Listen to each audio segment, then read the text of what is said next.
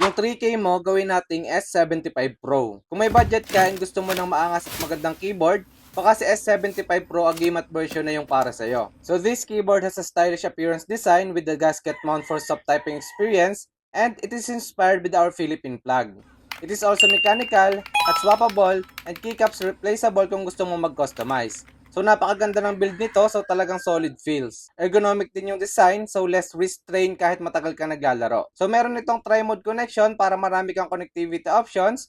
It has 1000 Hz polling rate para sa wired and 2.4 GHz mode and 125 Hz naman para sa Bluetooth. It also comes with a built-in knobs that works together with the screen to adjust the system settings, lighting effects, display time and date, and upload custom GIFs. Meron din siyang malaking battery capacity which can last up to 80 hours of non-stop usage, so talagang hindi ka nito bibitinin. 75% keyboard nga pala ito guys, so saktuhan lang talaga siya para sa ating mga desk setup. And last but not least is meron din nga pala siyang driver na pwede mong gamitin kung may gusto kang baguhin sa keyboard. So gawan ko na lang siya ng another video if gusto nyo malaman kung paano. So all in all guys, kung hanap mo yung keyboard na puno ng features at angas, try mo na itong si Aula S75 Pro Agimat, and I'm sure na magugustuhan mo to. So kung gusto mong bumili nito, ilalagay ko na lang yan dyan sa yellow basket.